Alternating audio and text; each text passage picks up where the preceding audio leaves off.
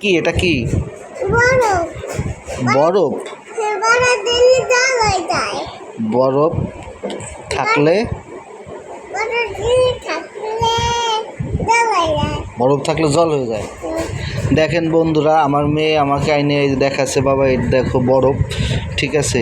এটা ছেড়লে তো তোমার ঠান্ডা লাগবে, তাই না? না, ঠান্ডা লাগবে না। ঠান্ডা লাগবে না?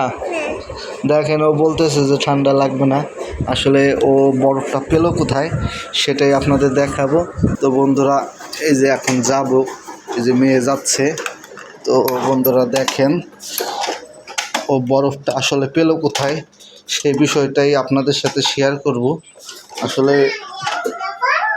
ওর মা ফ্রিজ পরিষ্কার করতেছে, এই যে দেখেন ফ্রিজ পরিষ্কার করতেছে, আর সেখান থেকে বরফটা নিয়ে আসলো মেয়ে, আর বলতেছে বাবা এই দেখো বরফ, তুমি এটা রেখে দাও মা।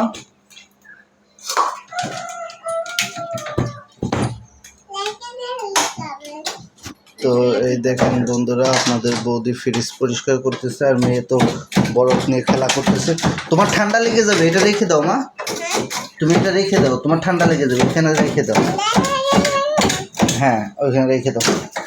দেখেন মেয়ে জিনিসে, হ্যাঁ